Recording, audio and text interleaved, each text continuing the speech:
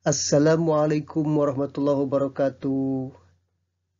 Alhamdulillahirrabbilalamin. Amma ba'd. Para siswa Bapak yang ada di rumah, gimana kabar kalian semua? Bapak harap mudah-mudahan kita senantiasa diberikan sehat walafiat, tidak ada yang kurang satu apapun, sehingga bisa beraktivitas normal seperti sedia kala.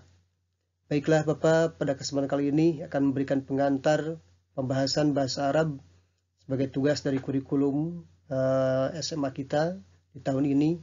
Dan tentunya sebagai seorang muslim kita punya moto, sesungguhnya kami menurunkan Al-Quran berbahasa Arab agar kalian menjadi orang yang cerdas atau yang berakal. Quran Surat Yusuf ayat 2. Sebelum kita mempelajari lebih dalam bahasa Arab, tentunya sebagai orang yang pertama kali ketemu, Bapak hendaklah mentarufkan diri, memperkenalkan diri, agar kita lebih dekat, lebih sayang, dan lebih belajar. Siapakah aku? Nama Tarya Nurul Mustafa. Bapak lahir di Majalengka sekitar 30 tahun yang lalu. Sekarang tinggal di Jalan Pilar Mas di Cibru Hilir. Nomor kontak silakan sudah ada. Pekerjaan Bapak sebagai penyuluh agama dan dosen atau pengajar di SMA 1 Cilinyi ini. Email pun sudah ada. Mudah-mudahan dengan adanya biodata Bapak ini, kita akan lebih mengenal. Selanjutnya, riwayat pendidikan Bapak. Pertama, pendidikan formal. Ada yang di Majalengka dari mulai SD, SMP, dan SMA. Dan kuliahnya, S1-nya Bapak di UIN Bandung, jurusan pendidikan bahasa Arab. Dan S2-nya pun sama, beres tahun 2011. Adapun pendidikan non-formal, Bapak pernah pesantren, pernah ikut nyantri, mendalami ilmu agama. Di Majalengkanya ada Nurul Falah, ada Al-Badar, ada Al-Karomah. Dan di Bandung Bapak nyantri di pesantren Al-Ihsan Cibru Hilir selama kurang lebih 10 tahun. Selanjutnya Bapak punya pengalaman organisasi karena penting buat menata kehidupan kita. Pernah menjadi Kepala Departemen Syarhil Quran, Menteri Keuangan, Menteri Pendidikan di lembaga yang berbeda. Lalu juga pernah menjadi Sekretaris Hudais, Himpunan Dosen Agama Islam yang di bawah naungan PGRI Bandung. Bapak pula sekarang menjadi bendahara di Ikatan Pesantren Jawa Barat, ya, sebagai pengurus Laski Lembaga Qasidah Indonesia yang ada di Jawa Barat juga. Kemudian Bapak sebagai kabag akademik atau kurikulum di Pesantren Nurul Falah Cibiru. Adapun pengalaman pekerjaan, Bapak pernah mengajar dan lagi mengajar di 3 pesantren sekaligus di Cibru Hilir, Al-Ihsan, Darul Muttaqin, dan Nurul Falah. Yang kedua sebagai guru bahasa Arab di SMA Al-Ghifari. Yang ketiga sebagai kepala sekolah di MTS Harun Ar-Rasyid Nagreg. Bapak pula menjadi dosen di UIN Bandung, penyuluh agama Islam di Kota Bandung, ketua jurusan bahasa Arab di STI Majalengka sampai sekarang. Dan Bapak pula menggeluti penulisan buku bahasa Arab dan keislaman lainnya. Nah, sekarang kita akan berkenalan dengan karakteristik dan kedudukan bahasa Arab. Tentunya kita tidak akan senang belajar bahasa Arab, tidak akan enjoy belajar bahasa Arab, kecuali kita mengetahui apa sih bahasa Arab dan seperti apa kedudukannya sekarang ini. Yang pertama, bahasa Arab itu adalah bahasa agama Islam.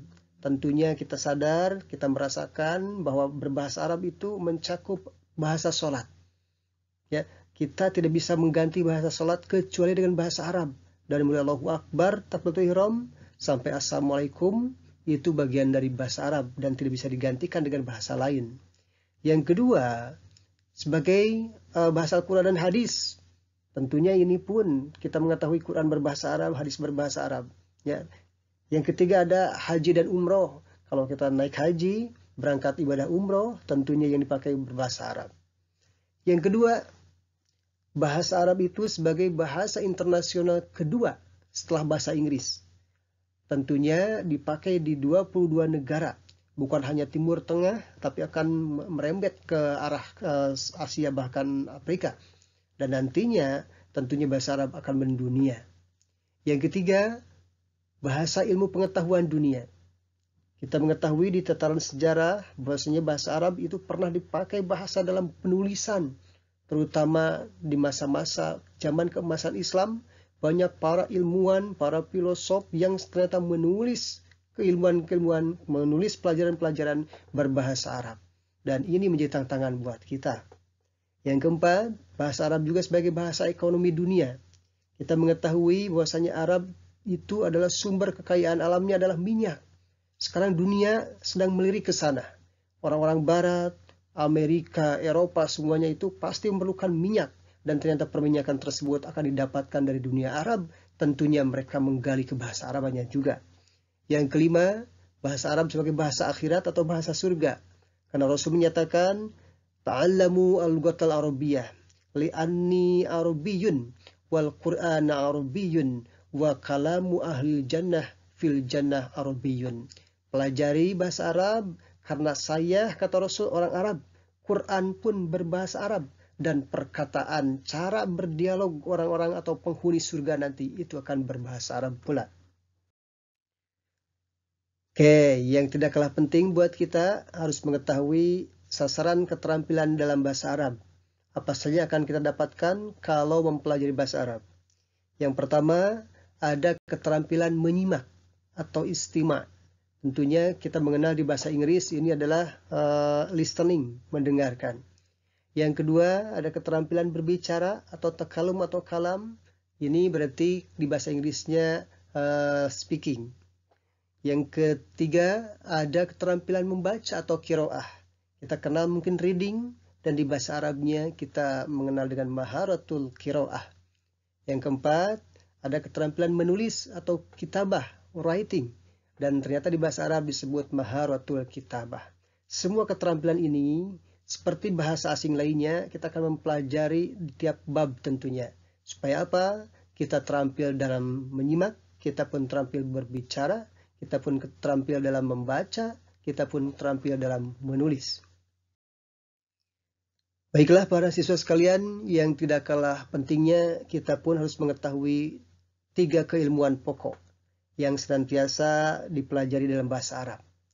Yang pertama ada ilmu sorof, yakni ilmu pengolahan kata-kata. Apa maksudnya?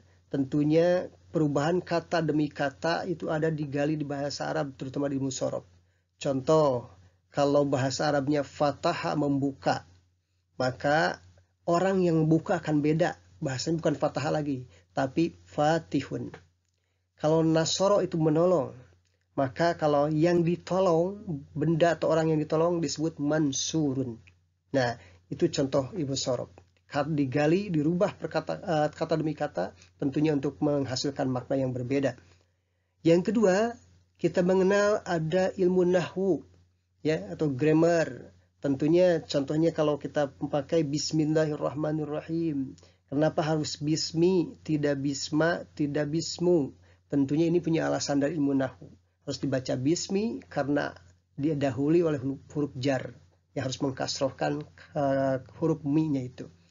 Yang ketiga, ada ilmu balagoh. Ya, kalau ilmu sorof sebagai ibunya, ilmu nahwu sebagai bapaknya, maka bapak dan ibu akan punya anak, namanya ilmu balagoh, ilmu lanjutannya. Ini berkenaan dengan keindahan sastra bahasa Arab dan mencakup 3 keilmuan, ada ilmu badi, ada ilmu ma'ani, dan ada ilmu bayan. Adapun target dan sasaran belajar bahasa Arab yang akan didapatkan oleh kita sebagai siswa, yang pertama bisa mengungkapkan dan mengucapkan. Ketika kita ngobrol, kita bisa mengucapkan dengan kata-kata berbahasa Arab. Yang kedua, lancar membaca literatur, minimal lancar baca Alkitab atau Al-Quran, lancar membaca hadis, atau lancar membaca referensi lain yang berbahasa Arab. Yang ketiga, bukan hanya bacanya, tapi kita pun memahami literaturnya. Ketika ada orang mengucapkan qul a'udzu birabbin nas, ya, dalam Al-Qur'an surat An-Nas, kita paham apa itu yang dibacanya. Ya, ketika orang mengucapkan dzalikal kitabul la raiba fih, tentunya kita paham apa isinya. Yang keempat, kita pun ditargetkan mampu menulis redaksi Arab atau imla. Lebih jauhnya, kita akan diajarkan menulis indah huruf Arab, yakni disebut dengan kaligrafi. Yang kelima, selain membaca kita pun paham, bahkan bisa menulis, kita pun mampu menerjemahkan. Biasanya orang yang seperti ini hebat dalam keilmuan bahasa Arabnya. Yang ke-6 dan ke-7 bahkan ke-8-nya insya Allah kita akan dilanjutkan dalam pertemuan berikutnya. Untuk metodologi pembelajaran dan referensinya, yang pertama metodologi pembelajaran, karena kita lagi musim belajar di rumah, tidak belajar di sekolah, tentunya belajar kita menggunakan aplikasi Edulogi. Atau kalau nanti ada gangguan dan lain sebagainya, maka Google Meet bisa dipakai. Sesuai kebutuhan pula, kita akan menggunakan Google Form.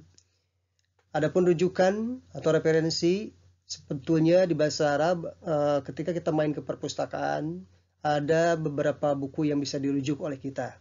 Ya, buku utamanya warna hijau, terbitan Ramawidya. Ada buku yang kuning ilmu nahunya, ada buku yang hijau juga ilmu sorobnya, bahkan nanti ada buku-buku yang lain.